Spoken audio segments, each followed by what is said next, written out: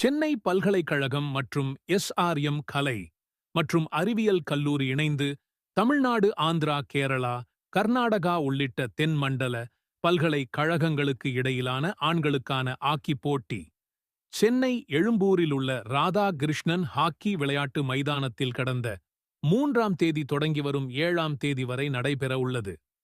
இன்று நடைபெற்ற ஆட்டத்தில் சென்னை பல்கலைக்கழகம் மற்றும் JNTU அனந்தபுரி பல்கலைக்கழக ஹாக்கி போட்டி நடைபெற்றது. இப்போட்டியை சென்னை பல்கலைக்கழகத்தின் உடற்கல்வி இயக்குனர் டாக்டர் மகாதேவன் அவர்கள் கலந்து கொண்டு போட்டியை பார்வையிட்டார். பின்னர் வெற்றி பெற்ற மாணவர்களை வாழ்த்தினார். இதில் மாணவர்கள் மற்றும் பயிற்சியாளர்களுடன் இருந்தனர். பல்கலைக்கழகம் மற்றும் SRM ஆர்ட்ஸ் அண்ட் சயின்ஸ் கல்லூரி சார்பாக வணக்கத்தை தெரிவித்துக் கொள்கிறோம். இது முதல் முறையாக சென்னையில் தென்மண்டல பல்கலைக்கழகத்துக்கான ஆடவர் ஹாக்கி போட்டியை துவக்கி இருக்கிறோம்.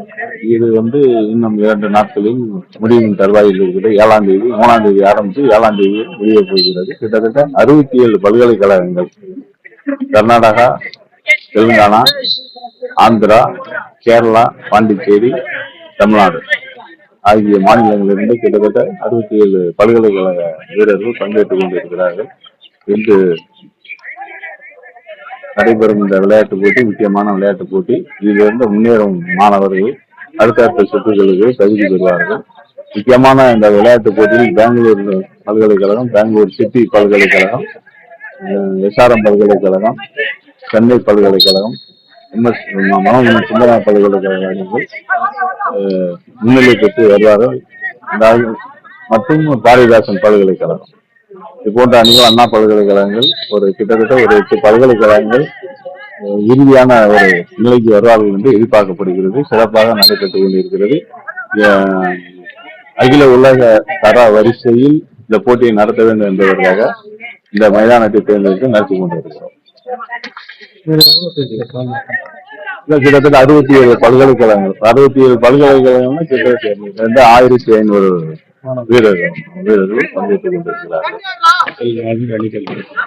இதுல இறுதியாக முதல், 2ஆம் மற்றும் 3ஆம் 4ஆம் இடத்தை பெறுவதில் அகில இந்திய பல்கலைக்கழகங்களிலே நடக்கக்கூடிய விளையாட்டுப் போட்டிகளில் கல்வியாக தேர்ந்தெடுக்கப்படுவார்கள்.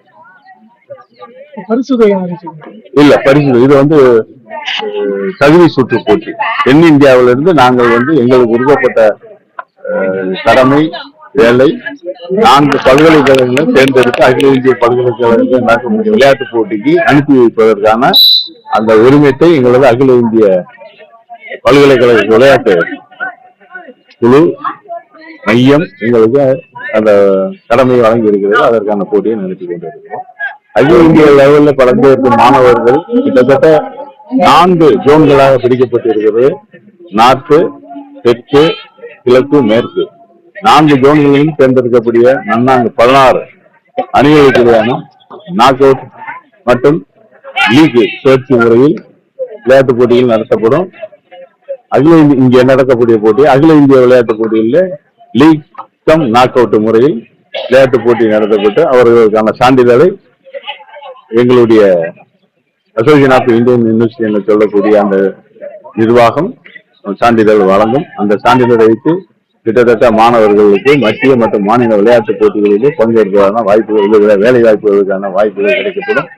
அதே போன்று அதில் பங்கேற்கும் மாணவர்களுக்கு தமிழ்நாடு அரசு, தமிழக முதல்வர் பல்கலைக்கழக விளையாட்டுப் போட்டிக்கு வழங்கக்கூடிய லட்சக்கணக்கான ரூபாய்கள் கிட்டத்தட்ட ஒரு மாணவருக்கு 2 லட்சம். ஒரு மாணவர் வெற்றி பெற்றால் அது நம்ம 18 பேர் மாணவர்கள் 18 2 லட்சம் அது தமிழ்நாடு அரசு வழங்கும்.